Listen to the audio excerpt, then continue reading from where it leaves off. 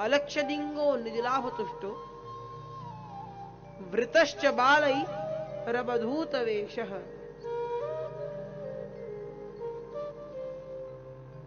बालैः अवधूत वेशः तं दृष्ट्वा परिगमनं करोति इति भावः।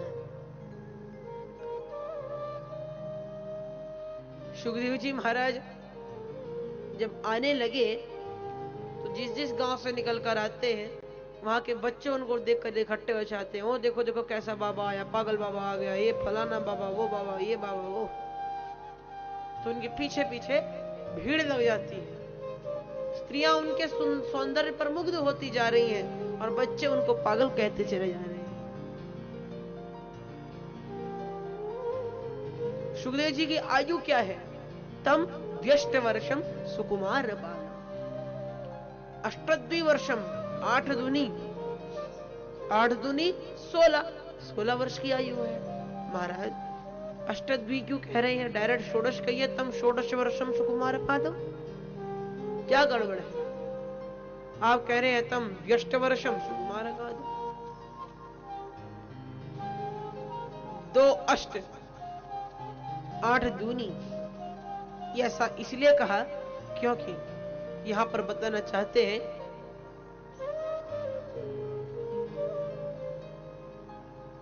कि सुखदेव जी यद्यपि 16 साल के हैं, यद्यपि 16 वर्ष की इनकी आयु है, तथापि इनमें लक्षण, इनमें गुण अभी भी 8 वर्ष के बालक जैसे हैं। 16 वर्ष के बालक में तो न जाने कितने विकार आ जाते हैं, लेकिन 8 वर्ष का बालक जिस प्रकार भोला रहता है, आजकल के नहीं भैया, आजकल के तो बड़े खतरनाक है। उस जमाने के 8 वर्ष के बालक जैसे भोले हुआ करते थे, वैसे ही सुखदेव जी महाराज को भी किसी से कोई मतलब नहीं, अपने ही आप में संतुष्ट है। करोरु बाहुवंश कपोल गात्रम,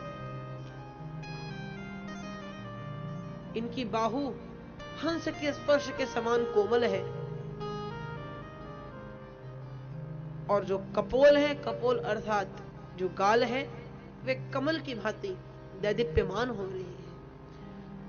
ऐसे 16 वर्षीय सुखदेव जी का आगमन जब उस संत समाज में हुआ तो 10-10 हजार वर्ष की आयु है जिन महात्माओं की, 10-10 हजार वर्ष की आयु है जिन ऋषियों की, वे सब खड़े हो गए, दंडवत प्रणाम करने लगे। परीक्षित जी ने सोचा, ओहो,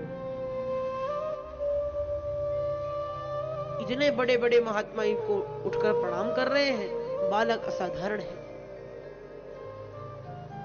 परीक्षित ने साक्षात दंडवत प्रणाम किया, सुंदर सा कुशा का आसन दिया, पूजन अर्चन किया।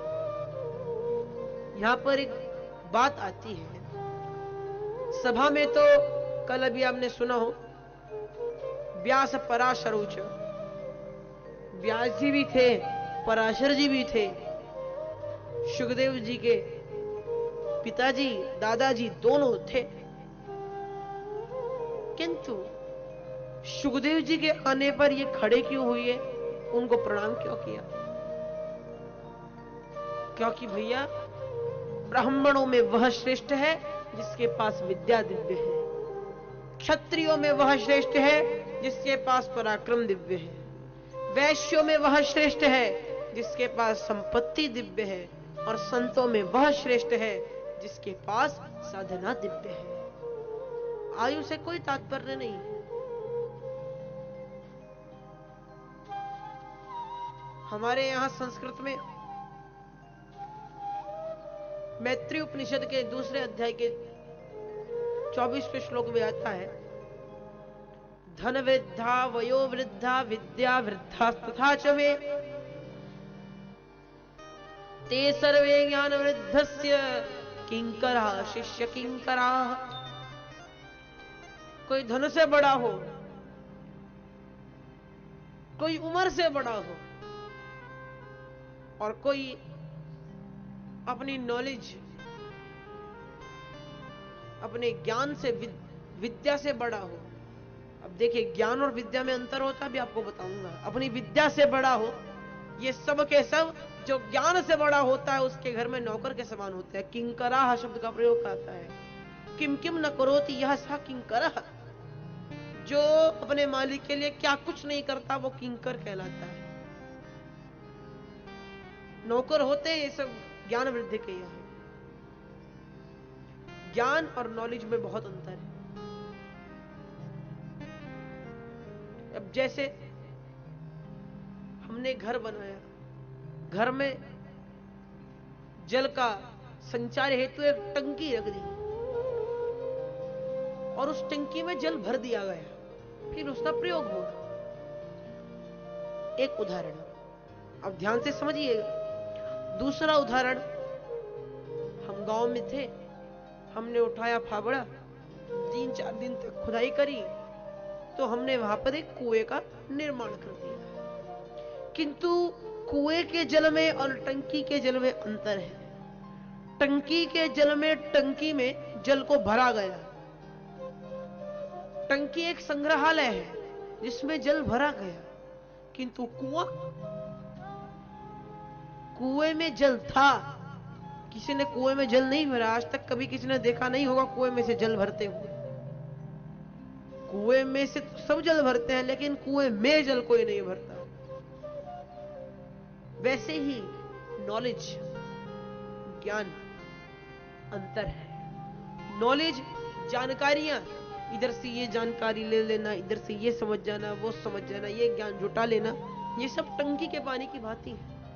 आप अपने इस दिमाग रूपी मेमोरी कार्ड में, अपने दिमाग रूपी टंकी में इनको कितना ही एकत्रित कर ले, और सही आने पर यदि आप इनका प्रयोग करेंगे तो आप इंटेलिजेंट कहलाएंगे।